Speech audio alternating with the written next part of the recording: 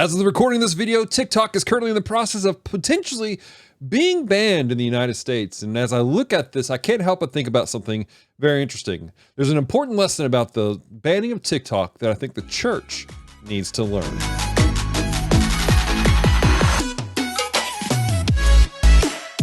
Hey, how's it going? I'm Dallas, and some of you guys are new to our channel because you saw the title, What Could the Church Learn from the TikTok Ban?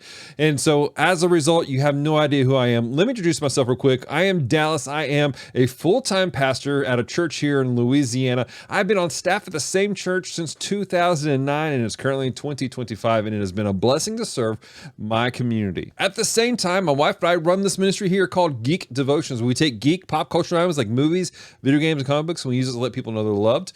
And we normally say that if you don't watch past this moment, know this: we love you, we care about you, there is a plan and a purpose for your life. If you want more information about Geek Devotions as a whole, hey, I'll have a link in the description down below to the K-Love Air One article that was written about us. Now to the meat of the conversation. What can the church learn from the TikTok ban? Before I can tell you what we can learn, let me explain to you why this ban seems to be so hot right now.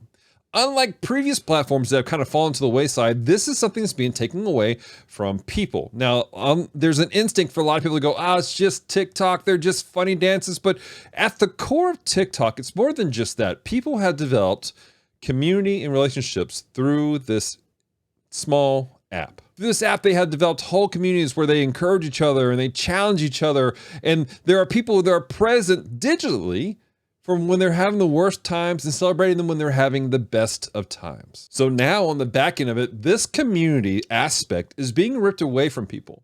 Now, a lot of people are going, good, that's great. They need to be face-to-face community. And you know, you're not wrong. We need that face-to-face. However, you got to remember when TikTok blew up. Let me take you back to 2020. During the pandemic, TikTok really exploded. Why? Because people were isolated. They were put alone in their homes, in their apartment buildings, wherever, not able to get out. So TikTok became not just a place for funny laughs and giggles, but really became their lifeline.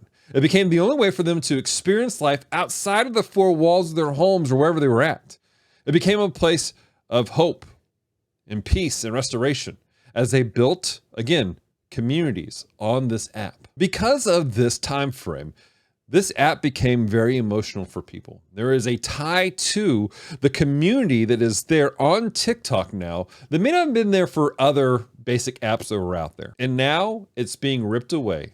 It's being taken away from them. For these people, there's an emotional tie to TikTok. And now somebody is forcibly taken away, which is leading to the reason why so many people are upset and angry about this being taken away from them. There is a longing for the community that was there. So what can you as a pastor learn from all this, from this drama that's taking place with TikTok being removed? Well, for many of you pastors that are out there, your church may have gotten through the COVID years and maybe you're doing well, but the vast majority of the churches in the United States are noticing something. It's not quite the same. We don't have the commitment that we used to have of people being present, being part of the church, and being part of the community as a whole. And that lack of growth has become discouraging.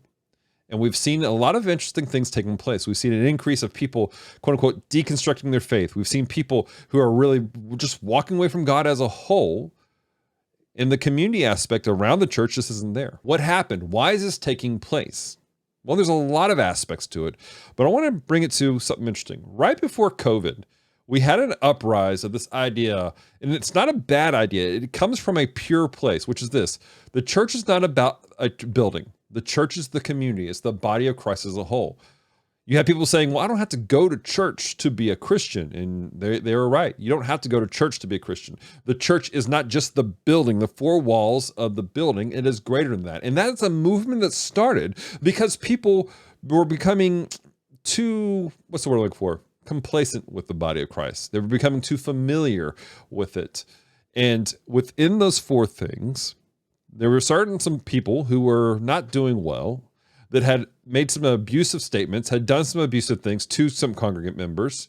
And again, this is as a whole, this is across the body as a whole, not just maybe your local community, but across the whole. And because of this, there was this thought of going, I don't like this situation. And there was a level of isolation that was taking place. People were stopping, were no longer looking outside of the four walls to reach people. It became country clubs. It became resting places for people to be at. Not an actual place of growth, healing, and a place to equip people to go out. So you have this mindset of you don't need the four walls of the church. The church is not about a building, it's about the body as a whole. And then COVID happens. And then suddenly people are locked away. They're not allowed to be in churches. Some places they were even being arrested for going to church. It reinforced this idea of we don't need to be together. Now, I'm a media pastor. I'm a fan of media ministry, and I've been doing media ministry since 2002. But I understand there's a reason for us to be face to face, to be present, to be close to people. So what is it that you as a pastor can learn from this TikTok ban? How does this all connect? Remember what I said about TikTok. People were upset because there was community built. There was an emotional tie connected to this app for these individuals. Because of the mindset of we don't need the church, and people were stopping from being present at the church so much, they stopped developing the emotional ties to a location, to a community together. They stopped relating being at church with good things. Instead, because of, unfortunately, things that we saw in the media, they often relate it with terrible things, with abuses, with scandals. On top of that, when they did come to church, much of what they were experiencing was not as life-giving as some would like to think it was. Yes, your sermons are encouraging. Yes, your sermons are inspiring at times. But for many people, it was a lecture. It was a time for them to come, sit for 30 minutes to an hour quietly. Maybe you're a little more excited at church and you had some people who would amen. Maybe you would have some energetic worship, so maybe some not. But then they would leave. And they would have to leave quickly because, again, we're in those COVID years. They were scared to be close to each other. Understand, I'm not trying to say you did anything wrong during this time frame. But what I am saying is that because of all these pieces that came together, people stopped associating the church as a positive thing. They stopped seeing it as a place of health and community. And it was just a place you went to for somebody to lecture them and then them leave from that place. If you look back through the generations, when the church was kind of quote at its height, there was a lot of things that took place at the church, and it wasn't just your preaching. A lot of it was life-giving. There was community groups that took place on there where people would laugh and talk, and they shared life stories. They shared their struggles together. It wasn't just about a sermon, but it was about life happening together. People had birthday parties. They had wedding celebrations. They had things that took place at the community that was in the church. And so as a whole, they saw the church as a very beautiful and positive thing because it all took place there. When COVID first happened, people were angry because they could no longer gather at the church and something was being ripped away from them. Much like people are angry that TikTok is being ripped away from them because for them, that's become their community place. My encouragement to you pastors, to the church as a whole, is make gathering together important. Put value on being present together, not just to hear you preach, but to do life with each other. Genuine, honest life. Yes, that means having meals together sometimes. That means talking and laughing. Yes, at the same time, though, that does mean incorporating what God is doing. It's okay for conversations to be just about life and talking about silly things. But we also need these conversations to center around Christ to a degree. There is a balance to these things, okay? But if you want to see your church grow, become healthy again, not unlike what was pre-COVID, then we have to reestablish that the church is a place to meet and it be healthy and it be good. Now, this is my warning to you, church, to the beautiful bride that's out there, the body of Christ. People will associate good things with the building that you have, just as much as they associate bad things. If, when you're doing this, you allow terrible things to take place, things that we have seen in the news, abuses and the way that people talk to each other and put other people down, they will begin to associate those things not just with your building, okay, but with the bride of Christ as a whole.